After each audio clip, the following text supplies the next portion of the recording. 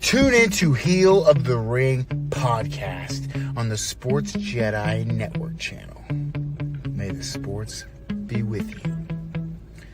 Because I am the hero the Sports Jedi deserves, but not the one it needs right now.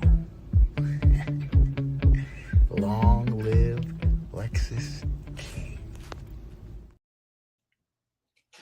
What's up, everybody? Welcome to the Sports Jedi Network. It's our SummerSlam review edition. We got a lot to say, but before we begin, I'm going to bring my partner in crime. That's right there to me, the one and only PGA, Chris. What's up, Chris? What is up? What is up? Yes, a lot of thoughts, a lot of outrage from last night's SummerSlam, especially the ending, which we're gonna get into right now. I did enjoy, the main event, but we'll get into all the other stuff. But I didn't think the show. Where do you want to go? Where do you want to start? Go for it. Go for it. We'll give you the reins. Start. I'll start with the opening match. Get into some positives. I thought the opening match between Rhea Ripley, Naomi, and Io Sky was a really good opener. I think anytime we see Rhea Ripley and Io Sky in any type of match, triple threat with Bianca, and then they had their own match at Evolution.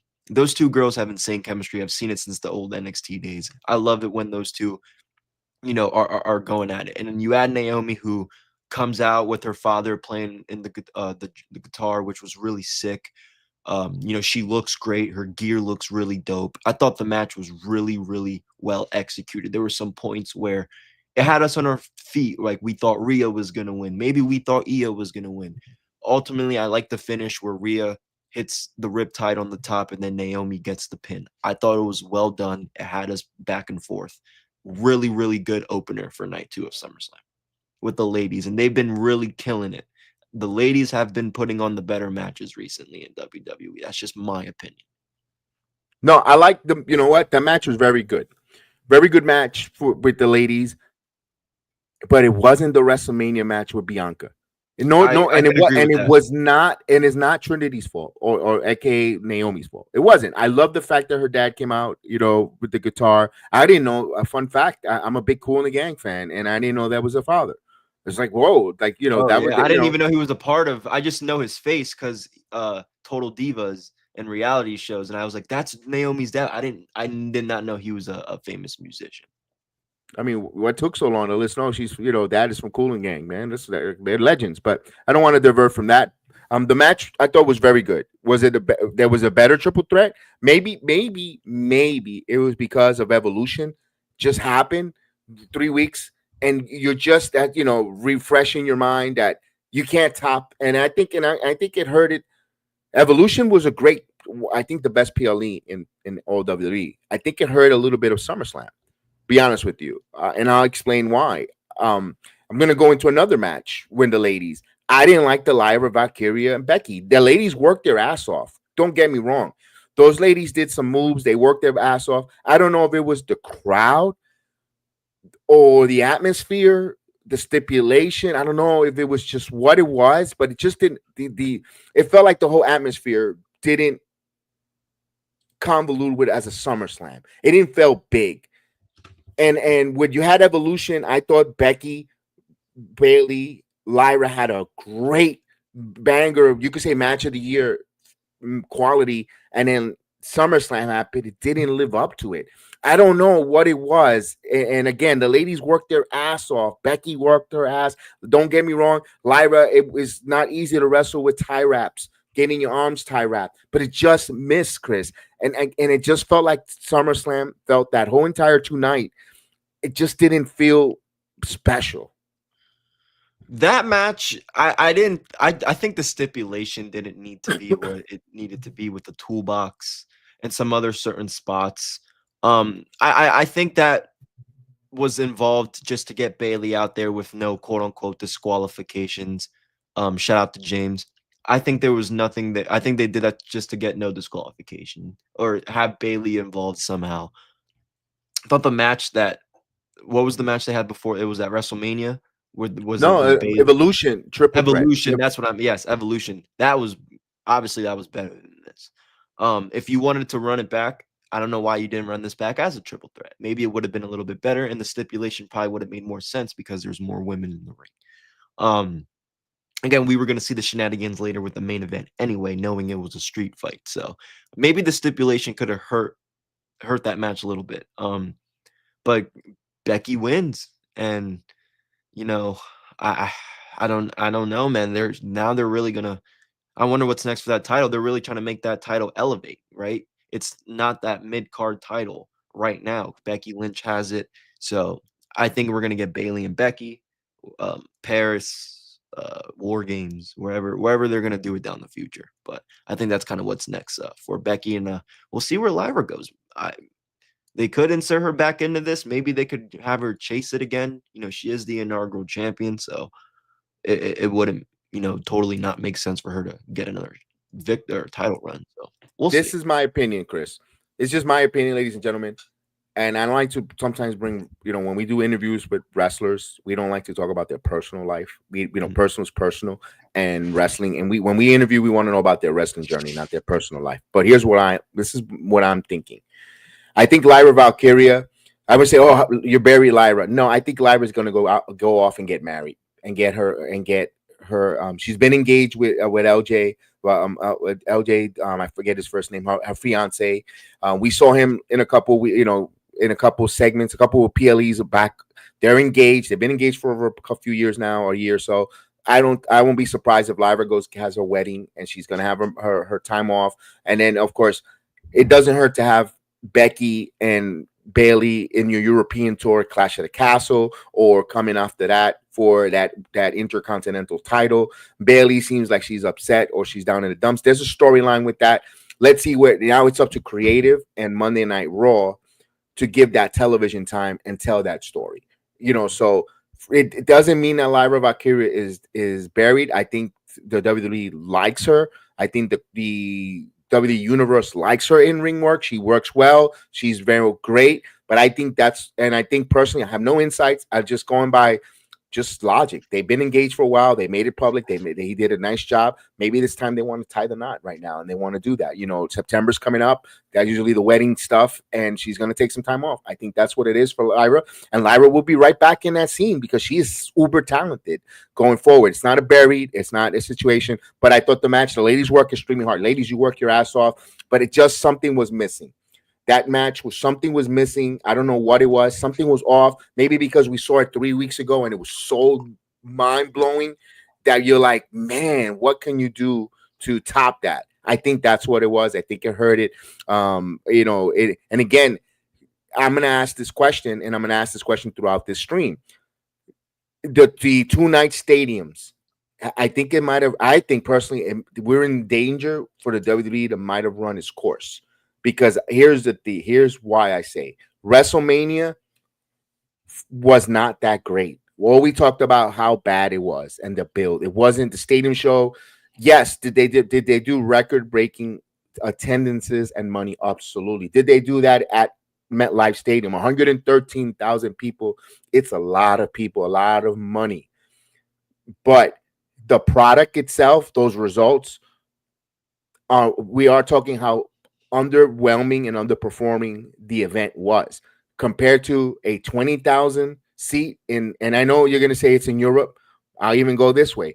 Backlash in Puerto Rico only had 12,000 people, and we're talking about what a freaking event emotionally and how invested it was, how great it was. How was Leon France for Backlash? It wasn't a stadium show, but it was so well done and so exciting. Makes you wonder, has the stadium shows run its course when it comes to the product? Money-wise, it makes sense. See, Chris, that's a tough one there. So I had this conversation with a friend of mine, personal friend of mine here about the stadium shows, and he asked me about how I felt about WrestleMania kind of being 2 nights, or SummerSlam being 2 nights. I think the whole 2-night format in general kind of I don't want to say kills the show, but there's always going to be which night was better. Night was better. There's always going to be that going on. You're not going to enjoy both nights. That's rare. It's so rare that both nights have people talking It's always going to be one night that's going to not over, like it's going to overshine the show in a negative way. So that's kind of the problem I have with the 2-night formats right now. The stadium issue.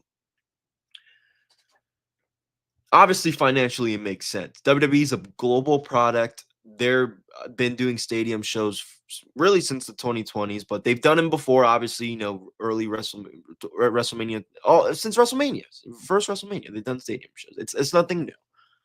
Now it's one of those things. Like, to me, I refuse to go to a stadium show. WrestleMania was right down the street in Philly for 40.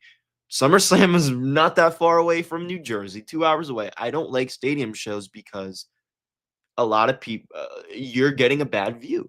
Unless you spend literally your mortgage or your entire salary to get green shirt guy seats, stadium shows aren't good for you to watch, in my opinion. One of my good friends, shout out to Dave, he one of good friends that I went to high school with, he sent me a picture. He was he was on the floor. I mean, he had beautiful seats. You could see the ring, or the excuse me, the stage perfectly, but you couldn't see the ring. I had one guy, you could see the ring perfectly. You can't see the stage because of the build up jumbotrons up top. Especially if you're sitting like in the middle, it's a hard view. So a lot of people just rather watch it on TV. And then stadium show, getting in and out of buildings, all the things that go on, and tailgates and all that stuff. I mean, it's hard with stadium shows. It sounds really good in the arenas. I mean, international wise, I think the stadium shows make sense international wise, because they really, I wonder how these shows would have flown international, because those crowds really make the shows.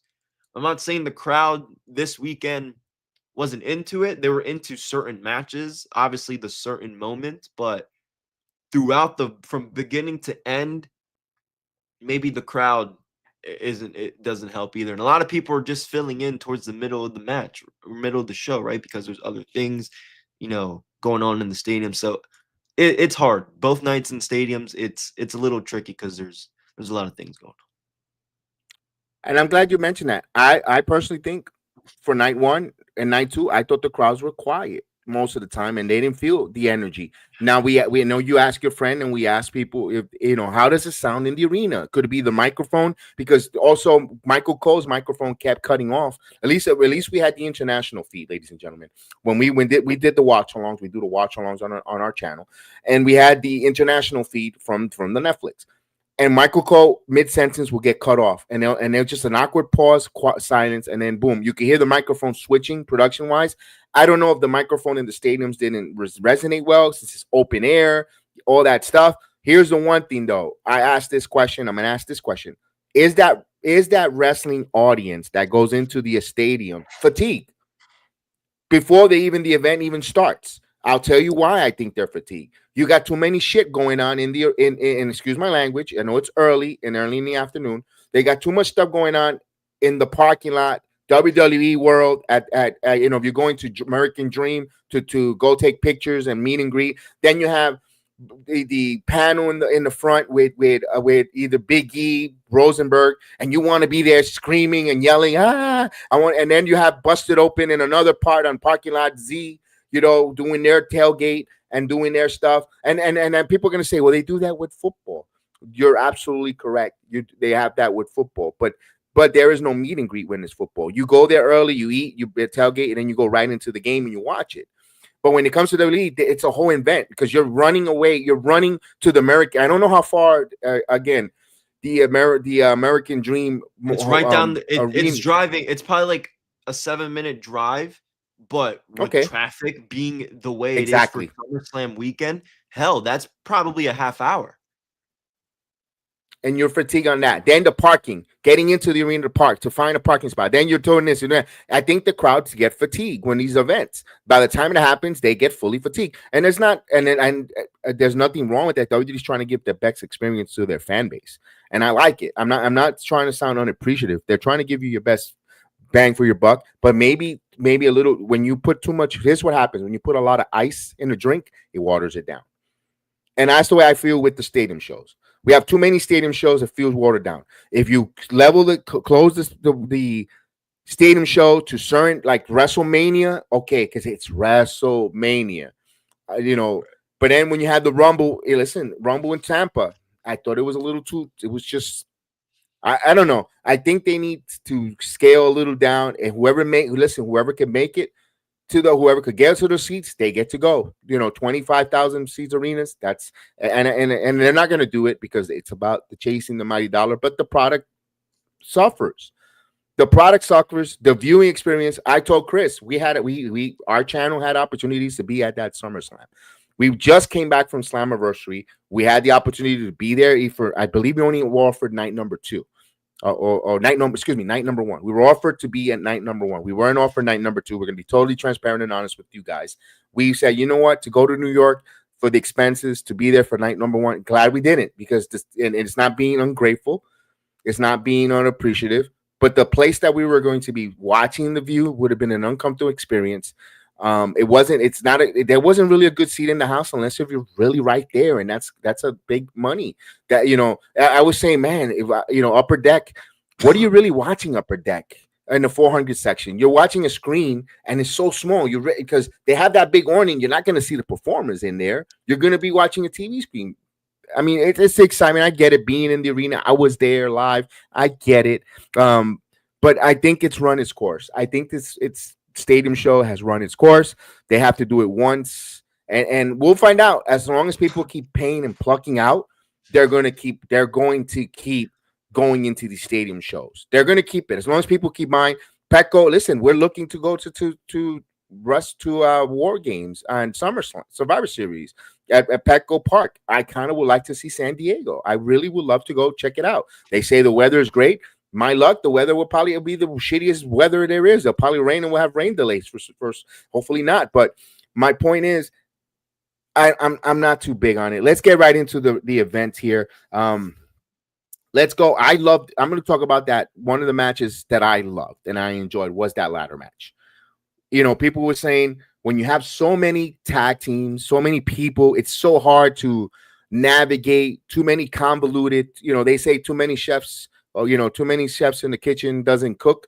I think everyone had their own. They had a lot of prep line cooks. Shout out to Chef Dan. I wanted to give that shout out to my boy Chef.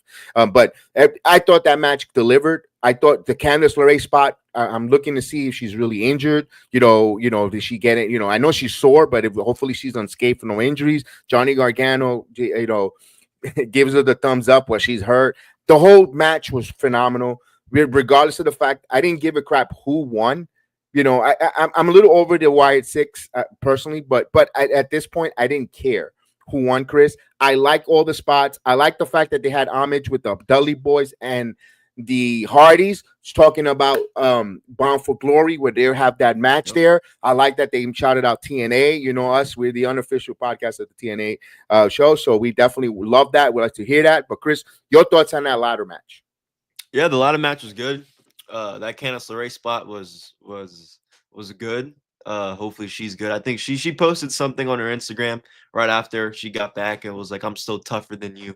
So I think she's good. Obviously not good, but she's probably sore as hell. But I don't think anything serious is happening. But that was a crazy spot. Even though the one where Axiom does the Spanish Fly, it looked like he went a little over the table. But everyone landed good. I think his one foot might have got caught in the apron up there, but it looked good. It was a good spot, entertaining. When again we saw it firsthand at Slammiversary, 4 tag teams in a ladder match.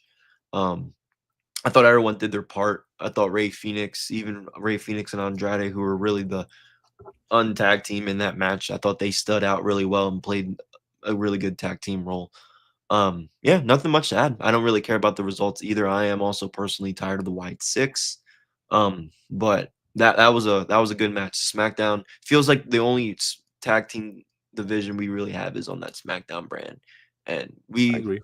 It was good, and I liked it because one of the complaints is like you don't have that many tag teams. Well, you do on SmackDown, but it's like, how are you gonna get all these guys to get showcased and stood out? Like, you're gonna just repeating storylines of the other. No, all tag teams were involved. They did a good storyline where every single tag team wanted it, and they all got a TLC match out of it. So if you're gonna do it, this is also a benefit of the stadium show a little bit, because I feel like you could build your stage a little bit wider out for the crowd to have spots like that. So you're not, so I liked it. I thought it was a good match. And I want to give honorable mentions to BFAB and what's her, Abby the Witch, aka oh my God, Nikki Cross. Thank you on that. I just wanted to give them honorable mentions because she you incorporated. She doesn't go on TV that much anymore. No, but you incorporated those ladies as well. That's why I want to give them honorable mentions, because they weren't just sitting there and catering. They were utilized, even though for a moment in the spot there, they were utilized in the storyline. That was cool. Of course, Candice LeRae came out the star of that ladder match, if you ask me. Her spot there. She just had one spot, and that was the most talked about spot of arguably the night. So yeah, shout out to her. She's boring, and she hasn't brought in much, but seriously, she's tough. I've watched her a lot on NXT. She was great. She was tough. She took a lot of those spots too. I just character's obviously the one thing holding her back. So I wish her, hopefully she can get that going in the future. Yeah, something that wasn't getting going for me, and I'm a big fan of Solo Sikoa. I don't care what anyone says. I'm a huge fan of Solo Sikoa. Watching him in NXT 2.0 from the Street Champ, seeing him getting called up, all that stuff. I know Jacob Fatu is taking the world by storm, but that match, it was supposed to be a match where the cage was the attraction, and my goodness, and very underperforming match. And I don't know if it was the vibe of the arena or the fact that I was telling you on the watch along, I wish there was a camera inside where we don't see the barbed wire, the chain link fence, going through. It felt kind of like, I don't know, something was missing on that match. They worked their ass off. Those two guys beat their ass one another, but there was something missing. We had the shenanigans of the bloodline of MFT come out. You had Jimmy come out and super kick, and it was all cool, but something was missing, and I thought that match was underwhelming. Something underperformed. I like the fact that Solo won, because I kind of wanted to. I told you when the match happened, Chris. So the money is for Jacob Fatu to chase, because the crowd and the people are so behind him that you want him to get his comeuppance and chase and take out the MFT one by one, and get to that obstacle, which is Solo Sikoa. Great. I like that. The story coming out. But the in-ring was just a little bit underperforming. And I know those gentlemen could do greater things. I think, and it's something about them. They were I know they could deliver better matches, Chris. Yeah, the match was okay. There were the outside shenanigans. It really felt like, obviously Jimmy comes out and tries to do his part, but we didn't see him much after that. And then obviously the little Tungas. They all had the same similar freaking name, so I'm just gonna call them the Tungas, Haku's kids. They played a big part. It felt like it was it felt like a handicap match for a second, because they played a big part in that. It wasn't just a spot where they come out there, interfere, and then we don't see him. No, they were there from when they got there, handcuffed him. They had Tama Tonga in the ring at one point. They had the big bootleg Roman Reigns Tonga in up top, handcuffing Jacob, and then you had Tungaloa still helping it. So, and then they all played a part. Obviously, after the match comes over, they come out, and then it's still Jacob in the ring with the moonsault to the Tonga. So it kind of felt like a handicap match. It wasn't. I don't know. Maybe that could be a reason why. But it made sense for those two guys to go in the steel cage, because, there's a lot of running away from each other. Just settle it where, nobody can escape. But at the same time, it was they still got the outside shenanigans. For a steel cage match, that was a little bit too much of the outside shenanigans for me. But I didn't think it was a great or a bad match overall. I liked Solo winning. And Jacob, he's fine. He'll US title. He can chase that, sure.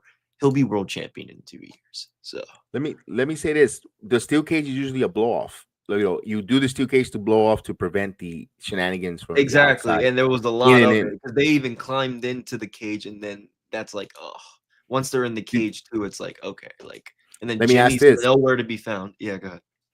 Let me ask this: do you think a Hell in a Cell where the cage is completely closed off, where no one could get in or get out, and just them Yes. two 1-on-1? Yes, because the ref's obviously not gonna unless they do something where like open the door, like or like they like beat up the ref and like get him out of the way and open the door, which they could still lock it. Like I think a Hell in a Cell would have been, yeah, I agree. Yes, But I think that's something I could see happening. Bad Blood, if they do Bad Blood in October or in, yeah, I could see that where that could be the final ascending blow off with that feud there. But here's the thing: what makes you think you don't see the other Tongan the other one, like the one, the Gremlin, he come out underneath the ring and help Solo? I mean, don't know. who the hell knows? But you know what? As everyone did not like their match was a little underperforming. I'm not totally against their feud. Continue their feud. I'm not. I'm one of them. I'm invested. At least me. I enjoy Solo. I enjoy Jacob. I enjoy the feud myself. I think we just gotta be with creative needs. I think they need a little more help. This is where I would like I don't know who the producers. I had a run sheet of night 1 of the producers. I couldn't get a run sheet for night 2, but some of the producers on night 2, I kind of would like to see Michael Hayes get a little more involved as a producer with that feud. I think will help them. I don't know who. Again, it may be Michael Hayes is the producer there. Also, sprinkle little. I know Wiseman is doing different things, but also the Wiseman help produce, tell stories with that bloodline family is golden. So I want to know if they hopefully they haven't veered away for certain producers. Not that they're not doing a good job, but certain producers know how to and bring out the best when it comes to the Aonawi Samoan family, and I hope that they get the right producers to help them tell those stories going forward. Because that was a little underperforming. And again, it could be the atmosphere, the crowd, but not to sound redundant, we'll move on here. A match that I really enjoyed was AJ Styles and Dominic Mysterio.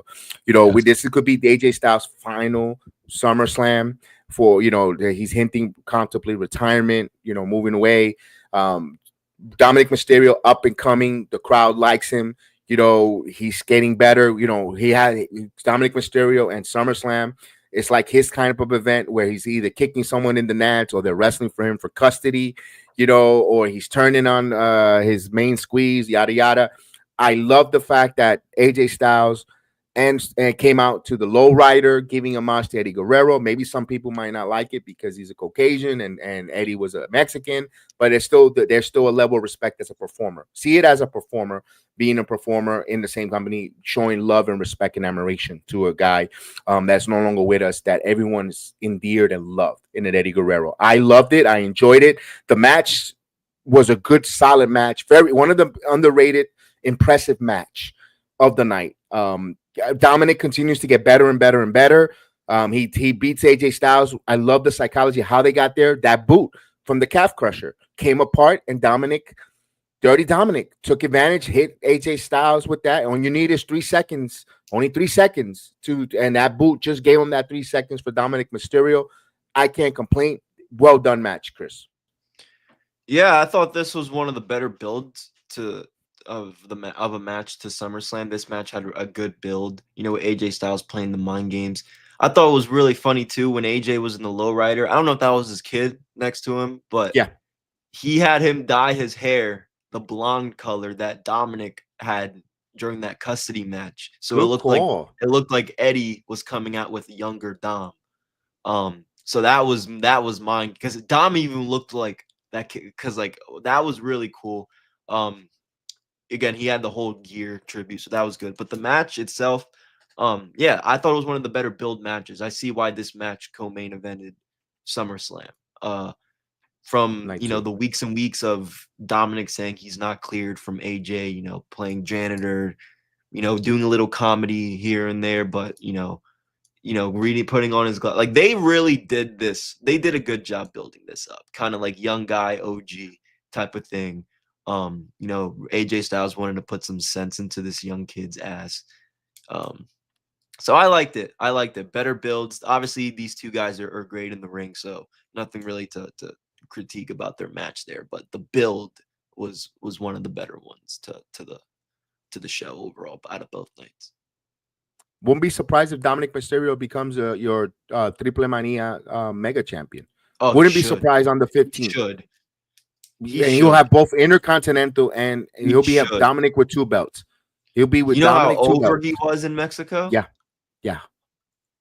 Like he's over as hell in Mexico. Obviously, Mysterio helps a lot, but he's over. Like, and again, Spanish is his first language. It's a no fucking brainer. Not only that, everyone says Dominic is nepotism, but when that bell rings, that kid it delivers. I'm sorry if you don't think or Even not. on When character. that bell rings, he delivers. Even when that camera comes on with this character he developed, that's why that's the thing that's helped him. Because Dominic was never great in the ring. Like, I don't want to say great in the ring, but when he first like came to like WWE, right, and he was Ray's kid, and then he did the heel turn and joined Judgment Day, he still wasn't great in the ring, but No. he made his character going against his pops worked. He had that I think when he was building up that match towards WrestleMania 39, obviously him and Ray were probably working on that match for months. I think Ray really got him to where, because that WrestleMania 39 match, we saw it. We saw that. Like I'm saying, they're probably at home together, talking about what's going to happen. Guys, we know that, right? I'm not giving you guys outside information. We know that's probably what happened, right? So I think with Ray leading Dom through his first big match, I think that got him more confident, and him being around Finn, who's also a really great in-ring wrestler as well. He's surrounded by good people. And I think the in-ring work has improved so much, obviously, as long as his character. Also, Chris, want to say this: when you were talking about that time, he wasn't really good wrestler. Oh, he should go to NXT. He should go NXT. Why did he even go to NXT? Why is he on the main roster? Well, guess what they did? If you recall, Dominic wrestled on SmackDown, With NXT, and, NXT, Monday Night Raw. Mhm. He kept going to all the different shows in when he was that North American champion. Yep. They made him run and get reps in on all the different TV brands, and that helped him mightily. Like you said, had a support system with Finn Balor, with Damian Priest, with Rhea. Because that group was Rhea. That is when Judgment Day was hot at that point. They kind of slowed down a little bit. Obviously, they're a big part of Monday Night Raw story, but Judgment Day at that time, when Dominic was just getting into it and winning the NA title, yeah, they were the hottest group on TV besides that weren't called the Bloodline. So and he was a little bit of a punching bag, but it again, it's not about wins and losses. It's about getting in there, getting the bumps, the reps, and developing a character. And that's what Dominic Mysterio did through those years. An inexperienced Dominic got the experience while developing his character right in front of our eyes without us really noticing that that's what he was doing.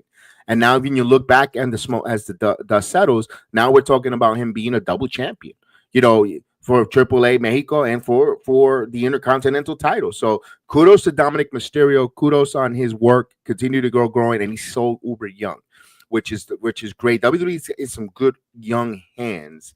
As we ready go for the main event of night number 2, we're going to some nostalgic coming. We all know John Cena's career is coming to a conclusion there. I believe there's like nine more dates available for John Cena. Cody Rhodes but to be honest with you, just from the first 10 minutes, this match was 20 times better than what they gave us at WrestleMania. I mean, these guys, and everyone's like a stipulation match where, street fight, it was so done well. Everybody's expecting the shenanigans. I expected a referee bump.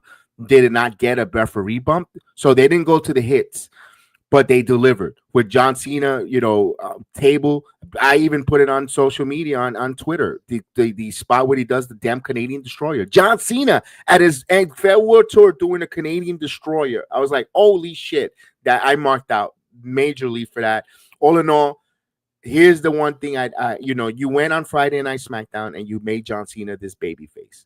The crowd was awake for that. and they were very loud. Super Cena chants. Cena was over. Cena, where Cody got some boos. We knew Cody, and I think I told you on the watch on. We did mention it. I don't think Cody's turning heel. There's too much money in Cody with the kids and the marketing for him to turn heel right now. Here's the thing, though, that I you turn him babyface. You endear to the crowd. Well, and you still got 3 to 4 months of John Cena run, 9 to 9 matches or 9 appearances. What was the rush to put that title back on Cody Rhodes right now? It wasn't like the WWE is hurting financially. It's not like they're hurting with viewerships. They're not hurting. Actually, John Cena babyface with the title would have been a nice little run. Would have been nice because right now it just pushes back a little bit of Cody Rhodes' title reigns for later down in the year or 2026. I personally wanted to know what was the rush of putting that title on Cody Rhodes. There was no need for him to have that title, in my opinion, because I wanted to see John Cena now as a babyface with the world title. The chase is all. I don't want to see that. It's only 9 matches. I don't think there's enough time for John Cena to try to win that title again. He's already broke the 17, the most record, yada yada. I'm like, you turn him babyface, and then you go with the decision of Cody Rhodes winning the title. He wins the title. Yay! I wasn't agree with it. They all that passing of the torch. It was a little too soon. Especially if Cody Rhodes is going to film Street Fighter, like they say, he's going to be away for TV production. What was the point of, you people complain about the Death Riders hiding the world title. Now the world champion is going away to film some movies. I know Roman did it. Yeah. That was the complaint, that Roman was never seen with that title. Now Cody's going away to do some movies. Why not have it on John Cena? Why not have it John Cena with the title, especially what we got afterwards, where Brock Lesnar comes out, and just totally F5s and totally dog shits him. And I'm glad that I am so thankful that that Brock is back, because Brock and Gunther, we're finally going to see that. Brock and Braun Breaker, some fresh matchups. Bronson Reed and Braun, the list is on and on. John Cena got punked at SummerSlam where Suplex City came to fruition, where he got super and all that stuff, and then he got punked again on his way out last night. That totally left a total bad taste in my mouth. I wanted, I'm glad Brock is back. I'm not one of those social dusters. Oh, he's in a Janelle Grant lawsuit. That's something different. If they allow them on their TV stream, they know something more than we again, no criminal charges, whatever. I'm not going to go into that whole spiel.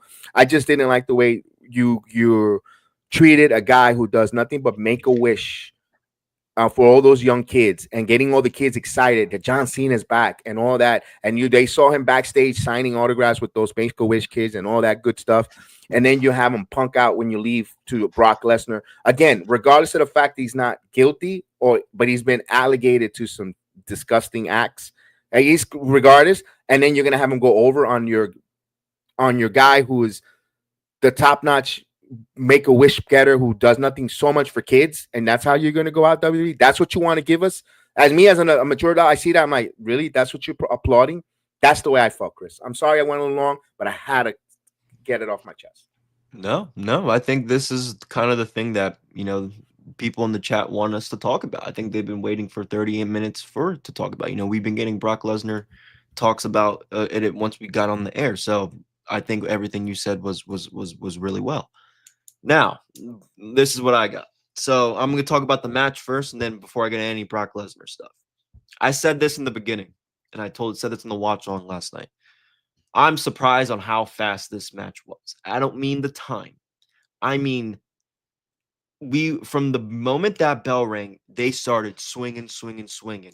Every time they would take a table spot, especially towards the end of that match, they would both get up really fast. It's like they didn't even take the spot. And they were, John Cena's Canadian Destroyer gets up again. Like, it felt really a quick pace match, and we don't see that from John Cena. We don't see that from Cody Rhodes either that much. We know Cody Rhodes can do that. We saw it with AJ, and I've seen it in his indie run. He's the indie guy. He knows how to work that style of wrestling. John Cena, his whole career, he's never been. That's why Cena wrestles like you can't wrestle. A lot of people in his career, comes to that whole debate where Cena can't wrestle. that's why to me, it's always been slow, technical, powerhouse moves.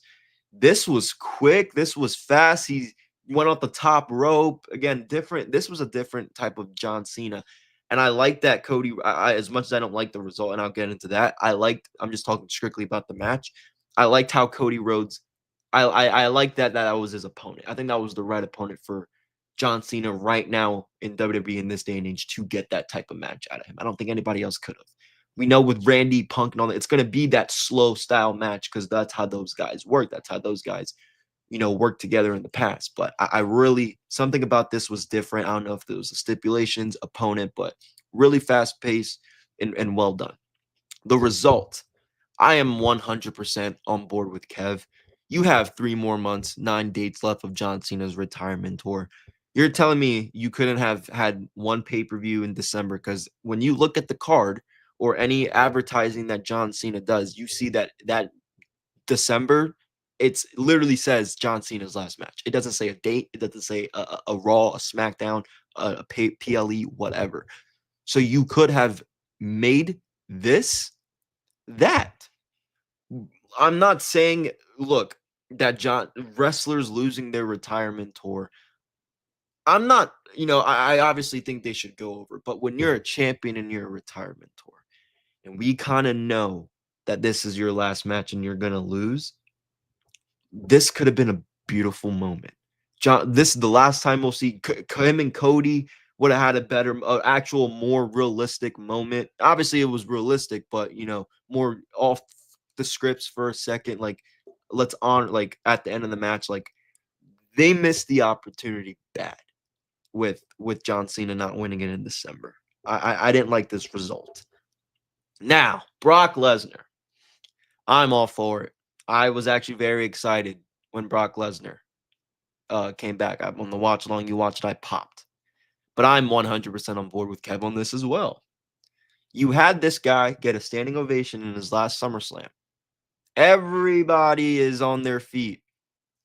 Thank you, Cena. Hell, people were getting emotional. And then Brock Lesnar's music hit. Now, at first, I'm popped because, we're getting a face-to-face between Brock and Cena. That's so cool. Like, Brock, obviously, that's going to overshadow it a little bit by Brock coming out, just period. But we're getting a face-to-face. They're going to go off the air. Boom. We got to wait till Monday. They had him go out there, Cena take a punch, miss, and he got F5 to go off the air. That was not the call. That was not, in my opinion, I did not like that call because Cena just lost his title and now he's F5 in the middle of the ring. Like, I get it with all the other stuff too, Make-A-Wish and all that. That's also a factor. I agree with that. But it's more like this guy just came back. Like, you couldn't have given us a face-to-face. I think I have no issue with Brock coming out after with that Cena because you need something. With the way you ended night 1, you need something like this to end night 2. That's just you needed something like this because we know damn well The Rock wasn't going to come out or anything like that. No, you needed something like this for people to get talking about night 2, especially when Triple H goes on the post show after night 1 and goes, "Oh, don't worry, tomorrow you got something." We wouldn't have got it. So I understand that, but they should have just done a face-to-face, or when Brock was out and they took his jacket off, there should have been a stare down, and then Cena should have got out of the ring, Brock go in the ring, boom. Something like that to where Cena does not get humiliated going off the air. But overall, I don't mind Brock coming back. Does WWE need Brock Lesnar back? Hell no. Hell no. WWE doesn't need Brock Lesnar back. But he's there, and it adds more. So until more of the outside shit gets released, I'm not worried about it at all. I'm worried about what they're giving me on TV, and I didn't like what they did at the end, but I like the concept of Brock being back. And Chris, I want to add to this because it was like, well, that's wrestling. You can't, what Make-A-Wish. Where do you bring your Make-A-Wish into John Cena's thing when John and Janelle Grant's lawsuit? Wait, here's the thing. But if you're going on Netflix to peel the curtain back and tell us unreal, unseen, and you're bringing and you're telling us it's fair enough to bring this Make a Wish and all the Janelle Grant stuff into this result as well. So you can't pick and choose when we want to, because you're peeling back the curtain with the unreal. So that hurts a treat little that bit. man. That hurts. That hurts. You have to treat the man with respect. That's all I want. Treat John Cena with a little respect. If it's his last SummerSlam, because you disrespect him. I believe in that Suplex City at that time when he got beat by Brock, and that's why this is. And it's not because of all that. I would have liked Brock, if Brock would have Suplex City him thousands of times when he was still your undisputed world champion. It sets up like, oh shit, Brock is really gonna stop John Cena's run. He really is gonna say John Cena isn't going to ruin wrestling. That whole story concept of him ruining wrestling or taking that title back with him to go, it's out of the question. I'm gonna be totally honest, John. Thank you so much. I'm still a Cena fan, but your nine appearances are, to me, means nothing no more. I agree. After SummerSlam, it sad. means nada. It no, I agree. I agree because what's there to wait for? What's there to look forward besides the fact that it's John Cena's last match? At this point, the fact that it's just John Cena's last match, what do I need to look forward to? I'm looking forward to obviously the ovation that man's gonna get after, but it's like, why would I do that? Like, what's to look forward to? What's going on, Joey? Good afternoon to you as well. Thank you for joining us. What up, Let Joey? me ask this because I would have liked to see John and Brock, and I know people are gonna be like, well, what's gonna make Brock Lesnar? Why should he get a world title picture?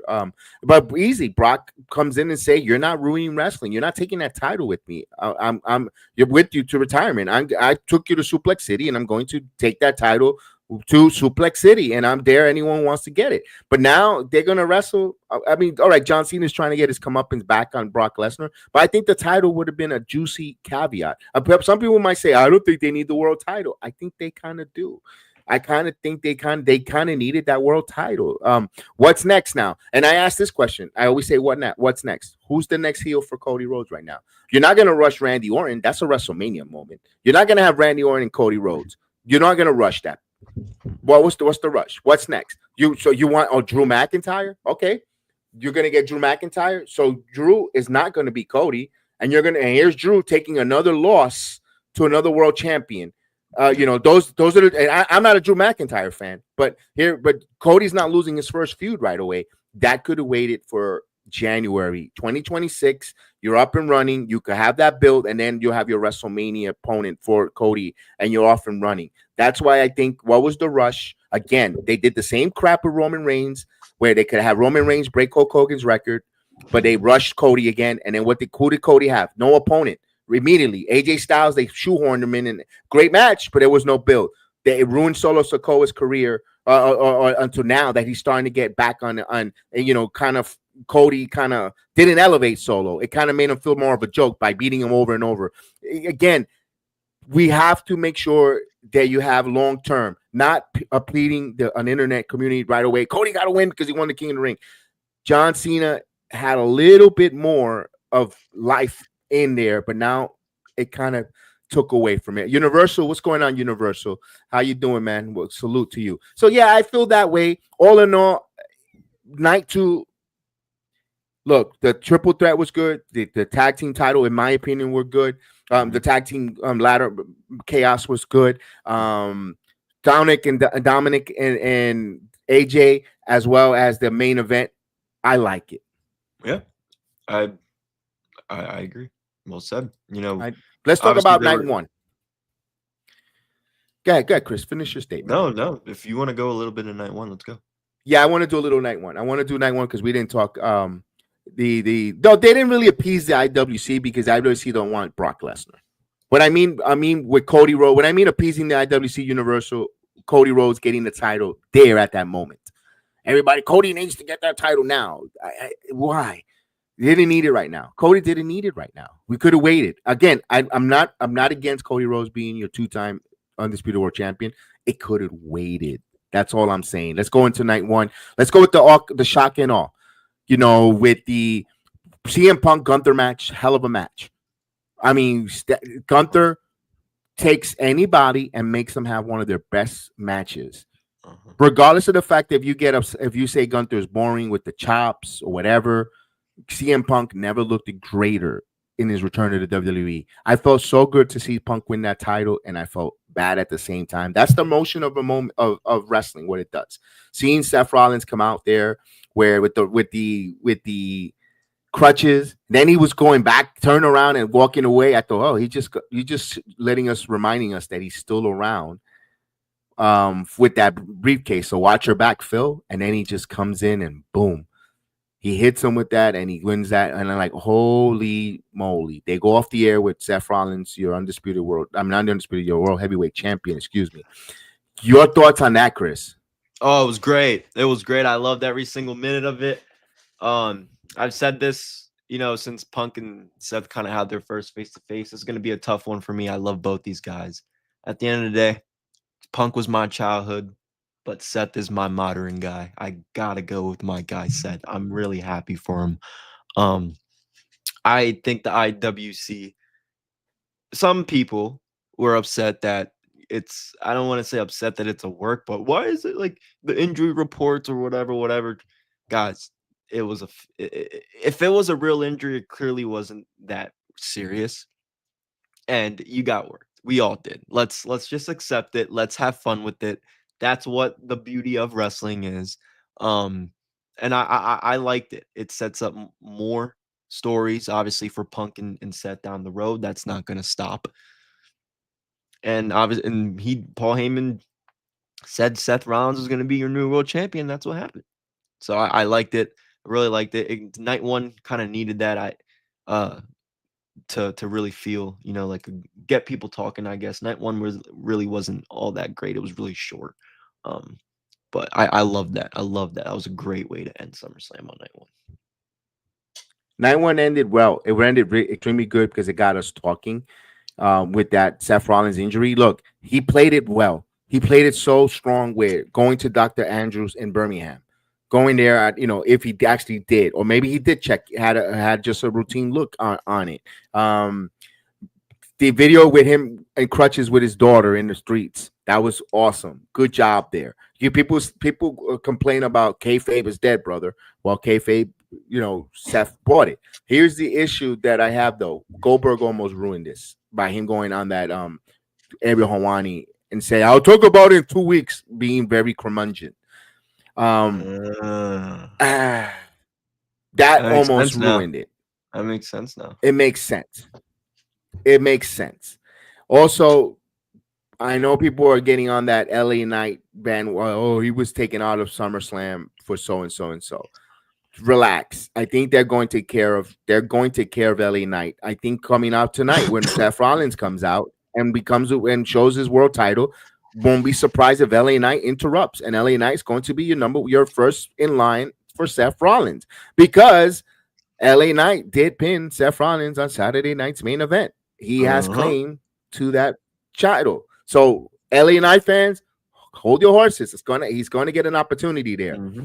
Now I asked the same question when I said about Cody being who's his first opponent. Do you think Seth Rollins is going to lose the heavyweight title in his first opponent matchup? Oh, no. He's not losing that world title for a little bit. Exactly. So that hurts LA Knight, but we're gonna get LA Knight in the main event picture. That's a great thing going forward. I like it. I'm all for it. Seth Rollins, LA Knight for the world title. Let's go. Hopefully that's at Clash of the Castle. Hopefully they have a great build and so forth. We're off in the races to go with that. I really enjoy that there. That's a great start. Let's talk about the rest. I'm not gonna do it. Pick wrestling matches by wrestling match. I'm gonna go with my favorite matches of night one. Be honest with you, I'm in the minority, ladies and gentlemen. When it comes to this, I liked the Tiffany and Jay Cargill match. I'm gonna say it again. I'm in the minority. I like the fact that Tiffany Stratton, they're talking about her being a little bit undefeated in 2025, having a nice stretch of winning matches, also beating an obstacle in Jay Cargill with all that fam and they would have taken that title away from Tiffany. It kind of felt like they were punishing her for the Charlotte by beating Jay Cargill, going over on it. They still believe in Tiffany Stratton. Jade Cargill could still get. I know she won Queen of the Ring. There's still going to be opportunities there. You saw Trinity, aka Naomi, poking the bear, saying that she lost on her big match, where maybe they could circle back to that later down. But at the end of the day, Tiffany, to me, right call at that moment, beating Jade Cargill. That was a fun match that I enjoyed. Do you want to elaborate, or do I move on to another match? Yeah, Chris. No, it was okay. It was better than I expected. I think the right person won. Nothing really much to add on that. No. And one of the other matches, the opening contest. Braun, Brunson Reed, Roman, Jey Uso. Pretty good, very good match there to open it up.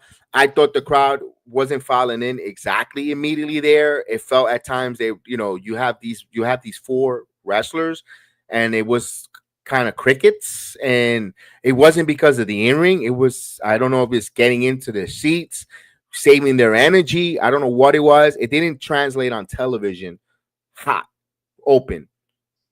That's the only thing I'm gonna have. But Braun looked like he might have came out a little banged up. If you see some of the videos, him being helped up the stairs with his knee, but later he came out at the end where Rollins, in the pro show, and Rollins winning the title. So Braun looks like he's a little banged up, but I don't think it's too much of a big deal. Hopefully not. We'll find out today on Monday Night Raw with Braun Breaker. I thought that opening contest was good, but it didn't translate well on television.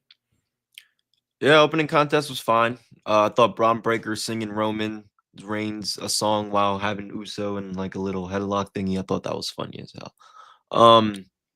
It was all right. Roman, I thought he almost landed funny. He's lucky he didn't. But it was cool to see something like that, kind of like what we saw from Cena. A lot of these big shows, you'll see some moves that a lot of these guys don't do. So that was a cool thing to see. And it's crazy, man. A couple years ago, Roman Reigns was getting or Jey Uso, what's it called? Roman Reigns was getting the bigger reactions to that than out of the whole bloodline. And now it's like, wow, times have changed. Now Jey Uso's kind of that guy. So no, I liked it. Now with Seth winning, don't be surprised if the Bronze become tag team champion at some point. Let me ask this question. I know you mentioned that, but I think people, if you're absent, you're out. If you're not there, you fall away from the crowd, and they love Jay because he's always there and he's eating, and everybody wants to be part of that. Roman's absence away from in ring tends to lose that spot. Absence makes the heart fond. I think it's an opposite there. I know. You asked what start thinking about John Cena. We mentioned that we spent about a good 25 minutes about the John Cena. You could always rewind it, my friend. We thought what we think about John Cena. We thought he was disrespected. Just to give you a thought about that on closing, but you could rewind the video a little bit back, and we have a whole long thing. Not to be redundant, because we want to move it forward. With that, we're not ignoring your comment in the chat. Cena is WWE. Absolutely. We acknowledge that comment. Thank you for that comment. But we already spent a long time with it, so we want to keep the audience going, not be redundant. That's why we just wanted to point that out on that comment for you there. Thank you for the comment, though. Appreciate it on there. Here's another, in a match that everyone's decision-wise had me scratching my head too. Sami Zayn, Karrion Kross. Yeah. What was I want to see the reasoning coming out of Monday Night Raw of Sammy going over on Karrion. I don't think it would have hurt Sammy to take in a pin from Karrion, but I want to see where it goes before I want to say I'm gonna critique it. I don't know, man. Karrion losing on a spot like this, it was okay. It wasn't an okay match. I didn't think it was bad. Obviously, Sammy and Karrion are gonna have a decent match, but yeah, with Karrion losing, the crowd didn't seem that happy, and we got to see, man. Reports, I don't like to get into all that stuff, but he has not signed. So I did tell you this, Chris. If Karrion wins that match with Sammy, I don't think he's staying in the WWE, but if he loses, he's going to stay with the I said it backwards, and I'm optimistic that I think he's going to stay with the WWE. I kind of feel like he might stay with the WWE. WWE would be dumb to let this man go, so I hope he does. I Yeah. hope he does. Yeah. Joey says if Cody ever turns heel, it would be what he did at Ring of Honor and New Japan. I think Chris has said it. He loved his run on the Ring of Honor. I Cody, loved he's been his saying Ring of that. Honor heel, Cody. I loved Yeah. it. And people are like, "Oh, Cody Rhodes doesn't have a heel bone in his body." I've seen a couple people say that on Twitter. Yeah, go back some of his when he was with Impact. Go watch some of his promos and tell me if that's not PG. Tell me if that's PG or that's not. Somebody was like, "There's nothing Cody Rhodes could say as a heel to get him canceled." You sure about that? Go watch his Impact stuff with Brandy. He says some things that WWE fans would cancel him for. So I hope one day, Joey. Hopefully we get that. I just Well, we'll see. with all the money they can make off Cody, all the Cena retiring babyface. But I will say, I do think we're gonna get there. I just don't think we're gonna get there quite yet. And the reason why I say is because if you look out throughout and I don't want to get back to the Cody Rhodes match again because we Mhm. spent a good amount of time real quick. He had some heel in his eyes. There Oh, was yeah. some things that was like even hitting him with the ropes and thinking about it. It's coming. It's not going to be for a little bit. I could be wrong, but it's coming at some point. Absolutely. That I'm confident it will come at some point. After last night, what we saw, yes, I'm confident it'll happen at some point. It's not going to be for a little bit after Cena's gone. Right. Because he's getting the torch patch as the top baby face, Mhm. and that's gonna happen later down the road. That's gonna happen. No rush. No need to rush. No rush, but it's gonna happen. No need to rush. Yeah. I can't wait for No need to when rush. it does. The women tag team titles. It was good to see Charlotte, Alexa kind of win those tag team titles. I still think it's just for a momentarily. I still think those titles will go back to Liv and not Liv to Roxanne and Raquel, because when Liv returns, I think that's the big storyline. Where I always say this and I keep saying it every watch along. The biggest heartbreak Liv Morgan's going to have when she returns is not Dominic Mysterio with Roxanne Perez. It's Raquel Rodriguez turning on her. That's their biggest heartbreak. It's not Dominic. She kind of couldn't expect it because she took her away from Rhea, so she could expect that, but she wasn't going to expect losing a comadre, a best friend, a partner that they went and one go together in the trenches. And I think that's the biggest heartbreak that Liv Morgan is going to endear on her return. So I could see them winning those titles. The match weren't bad. I like the dynamic with Alexa and Charlotte. Charlotte becoming now more endeared to the fans as a babyface. I liked it. I like that. Yeah, I like the result. I like the match. Like you said, Liv is gonna come back, and that's all gonna go down. So I agree. And let's talk about this tag team. We didn't care about it. We're gonna be honest with you. We didn't give a crap when they mentioned it. But I gotta eat a little bit of crow. I'm gonna eat a little bit of crow here. I'm a big man. I'm gonna admit it. I gotta give a lot of credit and props to Jelly Roll, because taking that bump first and foremost from Logan Paul from the outside on that table spot. 75. Matter of fact, I'm gonna go 85% of the talent on NXT currently right now. Producers will never allow them to do that spot on any other performers and that the producers in WWE trusted Logan Paul to do that to Jelly Roll says a lot. I've been watching NXT. It couldn't have being gone at more the perfect either. No, He and they won't landed even allow people exactly. to do that. Logan Paul landed exactly where he needed to be. Landed right And on Jelly top Roll of took it. flat on Jelly Roll's, or squarely flat on top of Jelly Roll. And he's a big dude, so that could impact low. I don't know. It couldn't have gone better. The spot. That's why he earned the respect of us as a fan to taking those bumps, because everyone thinks that. Listen, everyone thinks, and maybe the entertainment world thinks that going in the ring to wrestle, you're going to wrestle on mattresses, air mattresses, pillows. That is a canvas with wood, planks of wood. It doesn't give in to your body, brother. You get your bumps and bruises. You bruise your tailbone, your orbital, your back, your neck, your hip bones, your knees. You're not going on mattresses like when we're kids. That's marital respect for Jelly Roll. Not only Logan Paul working at phenomenal, but even Logan Paul I got to give him a lot of respect for being safe on a jelly roll. For WWE and trusting Logan Paul's inexperience to go on a jelly roll on, and it could have been a disaster if that man would have got injured. A lot of faith to both of those performers. I loved it. This was great. Good job there for Jelly Roll, putting the respecting the art of professional wrestling, moving to Orlando, working his ass off. I just hope it doesn't inspire others. Listen, celebrities, I'm gonna say this. I gotta say this here. Terrible job on Cardi B being the host of SummerSlam. That was disgusting. It was terrible. Please, WWE, if you want a guest host, just get a returning wrestling legend. Keep it where people that know how to speak in the business. I don't need to see Drewski. I don't need to see Cardi B, make ridiculousness of themselves. No, I understand it's pop culture. We need it. You had it at WrestleMania 1 with Cyndi Lauper, Mr. T, Billy Martin, Liberace. I get it. I seen it from the inception, but pick and choose the proper people who are educated or up for the big task at hand, because it felt like it was a joke. I agree, man. That was Cardi B. Never. I don't want that again.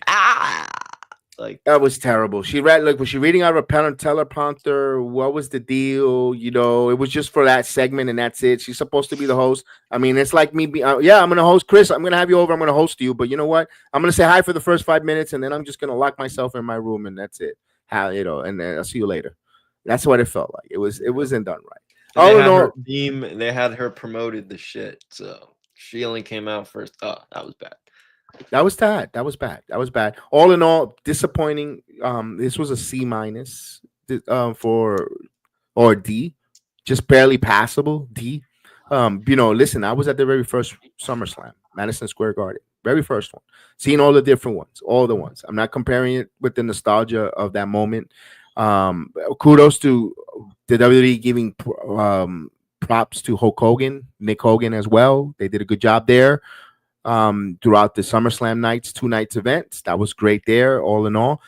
But I don't know. This was not a real good SummerSlam. It was a summer bore. It was a summer slump. It was summer scam. Summer scam. Yeah, it was not good. It wasn't really good. It wasn't it wasn't the in-ring performance. I think the performers busted their ass. There was something in that whole atmosphere, environment, that just wasn't a good recipe of success for everyone. I don't know what I'm trying to pull my finger. Could it be the lack of build? It could be a combination of lack of build, too close to premium live events. And it wasn't because my favorite didn't win or my favorite didn't go over. It's about the wrestling business. When something was off from everything, something was a little off. And hopefully Monday Night Raw later on this evening from Brooklyn, from the Barclays Center. Hopefully it's red hot. If Barclays Center is on fire and it becomes one of those like Raw after Mania, we know that it has to do with the arena. It has to be in an arena that's not oversaturated with people. I hope it doesn't. I hope it doesn't carry over. I'm with you, James. I hope it doesn't carry over. I don't think it will, Chris. I think we'll have a good Monday Night Raw. Oh, Monday Night Raw is going to be fun. I think I'll be all right. But yeah, before we go, real quick, new report comes out. Andrew Bodala, former co-host of TNT from JD, TKO. This was 40 minutes ago. TKO plans, and I hate to say, he's been right on a couple things. TKO has plans underway to introduce more 2-night pay-per-views in the future, with Survivor Series 2026 and the Royal Rumble 2027 being the top of the list to start the 2-night formats going forward for those PLEs. So it looks like we're going to get 2-night War Games and a 2-night Royal Rumble. And that's going to overshadow a lot of things. Because again, I talked about it earlier. People are going to be talking about which night's better. So just wanted to get that out there. 2026, we could be seeing some more, with Money in the Bank possibly being in the mix as well. So why do we need 2 Money in the Bank? 2026, 2027, we could be seeing more of these 2-night shows. Just thought I'd throw it out there since we were on. Let me ask that. Let me give you a comment on that. Out of all of those, I think the Rumble is the only one that could use a 2-night event. I agree.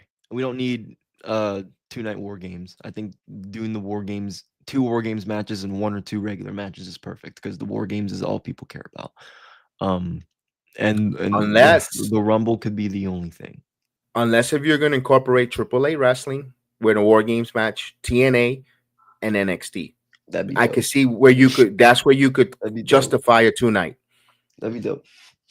That's the only thing I could say. That's the only that. But with that said, we want to say thank you because we'll be back on later on for. Don't forget, check us out on Playback TV where we and all the Rumble app where we actually show the WWE footage where we could see the watch along together and watch WWE Monday Night Raw together. There, no X, no YouTube, no other because they don't allow. They're very restricted on it. So we would come join us from the watch alongs.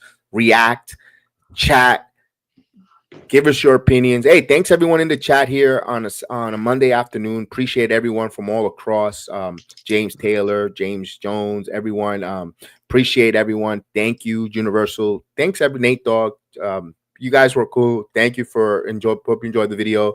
Don't forget to check us out. We have some interviews with Mike Santana. We got Carlos Silver, TNA president, Nick Nemeth, and many of the independent wrestling stars up and down the East Coast, Puerto Rico, Texas, all across. Check it out. Check our videos there. Give a thumbs up, subscribe. Also hit the notification bell because whenever we do more live interviews with more superstars, we want you to be a part of it.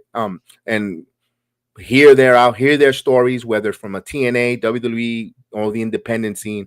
We want you to be part of it. Follow us on X at PGA Chris TV or at Sports Jedi Media. Please follow us on Instagram as well, Sports _Jedi_ Network or PGA TV Chris Productions. Thank you, everyone. The video is our links are there in the description. So we'll see you guys later. Have a good afternoon, man. And we appreciate you guys. Peace.